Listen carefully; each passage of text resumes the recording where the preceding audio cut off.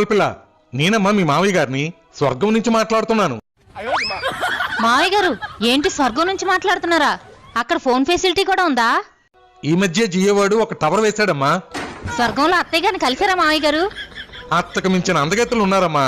ఇప్పుడు అత్త ఎందుకమ్మా? అంత అందగత్తులుంటే వాళ్ళతో డాన్స్ వేసుకోకుండా నాకెందుకు ఫోన్ చేశారు మావయ్య గారు? మన ఎదురింటి శంకర్రావు గారు లేడు? వాళ్ళ ఎదురింటి ఆవిడ తన సినిమాకి వెళ్ళాడని వాళ్ళ ఆవిడ కొట్టి కొట్టి చంపేసింది కదా మావయ్య గారు. ఈ విషయం మీకు కూడా తెలుసు కదా. వాడు నా దగ్గర ₹1,00,000 అప్పుగా తీసుకున్నాడమ్మా. డబ్బులైతే ఇచ్చేసాలే, కానీ వాడు రాసిచ్చిన ప్రామిసరీ నోటు నేనివ్వడం మర్చిపోయాను. అది కావాలని ఇక్కడ నన్ను తినేస్తున్నాడమ్మా. అమ్మా పరుపు కింద ఉందేమో చూడమ్మా. ఉంది మావయ్య గారు. కొంపదీసి ఆ నోటు మీకు ఇవ్వడానికి నన్ను గాని మీ అబ్బాయిని గాని చచ్చిపోమంటారా ఏంటి? మన వెనకింటి దివాకరం కొనవూపురితో కొట్టుమిట్టాడుతున్నాడమ్మా. తులసి నీళ్ళు కూడా పోసేస్తున్నారులే. నువ్వేదోలాగా ఆయన చేతులు పెట్టేసావనుకో, ఆయన మీదకి వచ్చినప్పుడు నా చేతులు పెట్టేస్తారులే.